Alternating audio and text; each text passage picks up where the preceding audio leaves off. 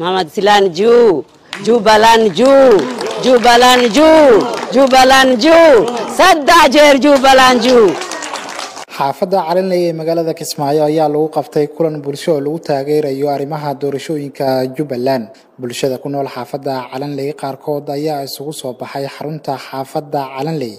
waxayna sheegeen inay soo dhaweynayaan horumarada ka socda magaalada Kismaayo taas oo horseed ugu yahay madaxweynaha dowladda Jubbaland mudane Axmed Maxamed Islaam. haddaba qaar ka mid ah dadkii ka soo qayb galay kulanka ayaa ka hadlay sida ay ugu faraxsan yihiin in xildhibaanadii saddexaad ee Jubbaland la soo doortay isla markaana la dhaariyay in mar kale uu doorashada ku guuleysto mudane Axmed Maxamed Islaam. Dhammaan waxaan ku salaamayaa qof walba maqaamka iyo magaca uu ku fadhiyo. Assalaamu calaykum waraxmatullaahi wabarakaatuh. Waxaan halkan isugu nimid annagoo ah bulshada xaafadda Calanley taageerid iyo garab istaag aan u muujinayno dowladda Jubbaland iyo ugu horeeyo Axmed Maxamed Islaam. dad soo qeyrqeyrinayo oo meelaha Muqdisho ka qeyrinayo waa arkaynay media marka waxaan leeyahay qofkii anoo ka hadlayo magaca bulshada xaafadda Calanley qofkii doorasho raba ha yimaado waa furan tahay gacmo furan baan ku soo dhaweynaynaa laakiin qofkii raba inuu wax dumiyo wax baabiyo ka yeeli mayno soo uga diiday madaxweynaha waan uga diidanaa mana ogolaan doono hay waxaan isugu imaanay halkan anagoo xaafadda Calanley ka tirsan nabadgelyadii amniga aan haysano balaaran alxamdulillah waana taageersanahay madaxweynaha sharafta leh intaas in ka badan dowladda wax la taaban kara iyo wax la arki karayo madaxweynaha ka qabtay wadanka runtii haddii doorasho waqtigeeda uu dhamaadana waxaa qurux badan in waqtigeedii munaasabka lagu qabto maadaama madaxweynaha waqtigiisii uu ka dhamaaday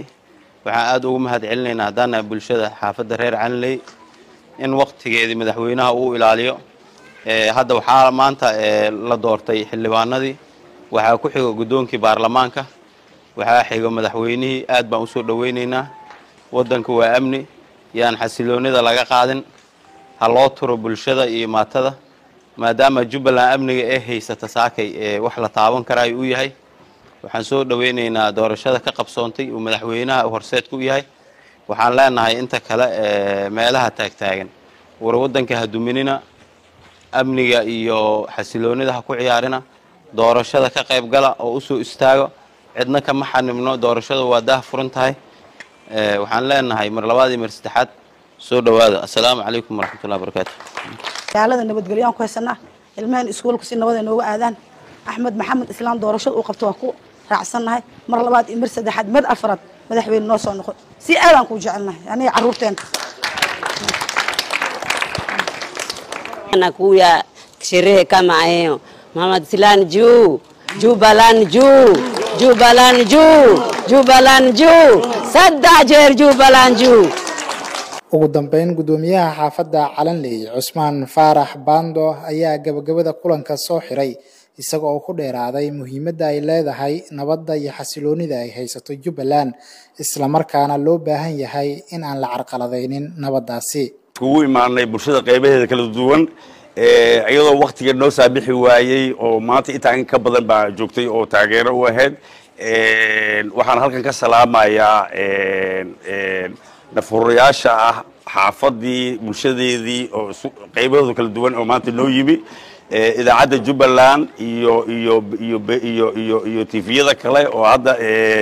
maanta noogu yimi waxaan rabnaa tusaale waxa u nahay magaalada Kismaayo ama Jubbaland oo dhan oday baa wuxuu yiri hadda ka hor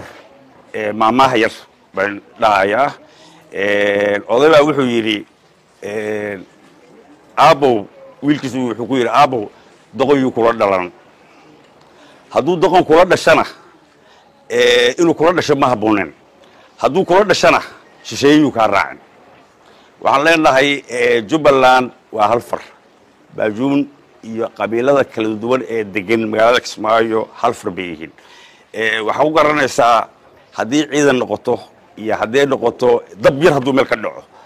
dadka bulshada dhan waa hal far bay yihiin haddii meel yar dhib wax ka dhacaan ama abaar dhacdo dadka ugu gurmadka badan waa Kismaayo oo dadkeedu xalaal yahay oo dadkeedu isku xiran yihiin waxaana annaga taabacsannahay oo ka mabdi'iyan iyo ka sharciyan aan u taabacsannahay oo aan habeen maalin u taagannahay oo bulshada ay u taagan yihiin